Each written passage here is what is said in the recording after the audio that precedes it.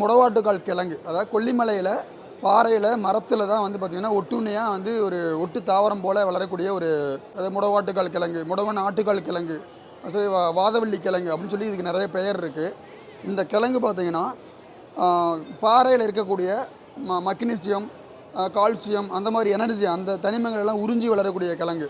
இதனால் நம்ம உடம்பு வலி சம்மந்தப்பட்ட, மூட்டு வலி சம்மந்தப்பட்ட, எலும்பு சம்மந்தப்பட்ட, எலும்பு பலகீனம், பார்த்திங்கன்னா எலும்பு தேய்மானம், கால்சியம் பற்றாக்குறை, அந்த வாதம் இருக்கக்கூடியவங்க, அதாவது பக்கவாதம் பிரச்சனை அந்த மாதிரி இருக்கிறவங்க எல்லாருமே எடுத்துக்கிட்டால் நல்ல ஒரு பலன், நல்ல ஒரு ரிசல்ட் கிடைக்கும். ஒரு மண்டலத்துக்கு மேலே கண்டிப்பாக எடுக்கணும்.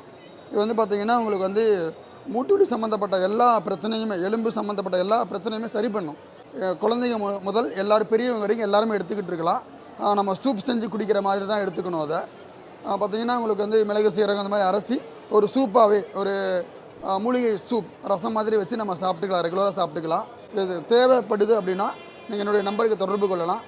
9994768761.